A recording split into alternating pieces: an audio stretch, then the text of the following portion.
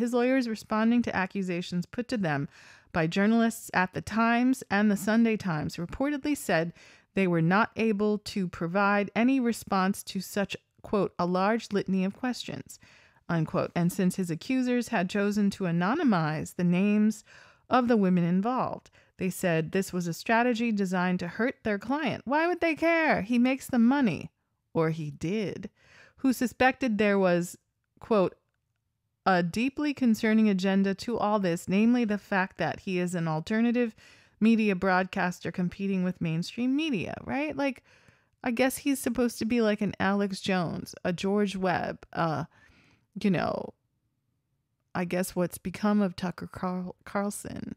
All those, like, forgive me, right-wing dweebs that seem to, you know, they seem to get into some trouble or not. The pieces of the puzzle don't quite add up, but he's another one of those, right? If he's so passionate about his opinion, why did the whining and crying and begging only stop when YouTube demonetized? I thought he'd been stacking coins for years. What's the problem? In my opinion, Brand quickly found support from two fellow internet heavyweights, the billionaire entrepreneur Elon Musk and the misogynist influencer Andrew Tate. It came as well from his family, including his high-profile sister-in-law, the television presenter Kirsty Gallagher, aunt to his two daughters, and the sister of his pregnant wife. So they're all in. Laura, 36, whom he first dated when she was 19. She was 19 and he was how old? Welcome to the club, Russell Brand, said Tate, as Brand's PR companies and affiliated showbiz entities dropped him from their websites.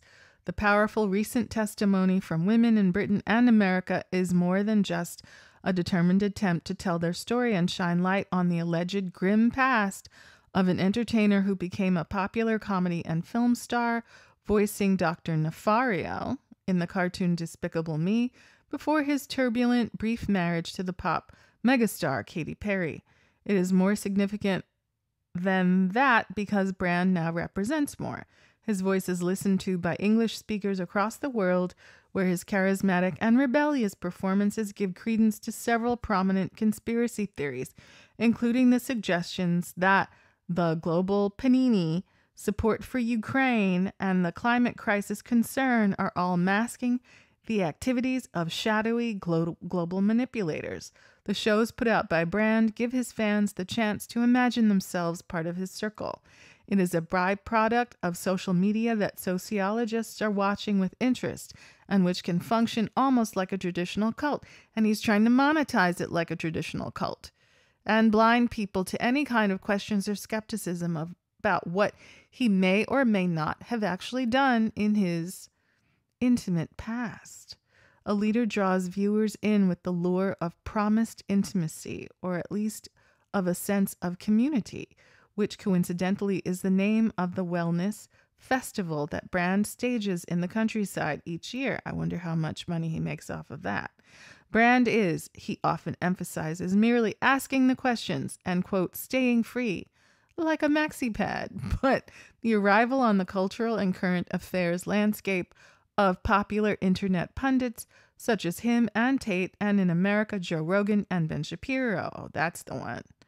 The one who doesn't understand WAP, has become a serious challenge to public faith in careful journalism and in the more experienced, educated voices of comment. And that is exactly what was intended. The mainstream media, claim acolytes of Brand and Rogan, has had its own way for too long and merely parrots fraudulent tenets to guard a comfortable elite. Yet, while they point at the vested interests of much of the established commercial media and attempt to tar the license fee-funded BBC, Brand rarely mentions the money that likely flows to him every time he ignites a big reaction by saying something controversial.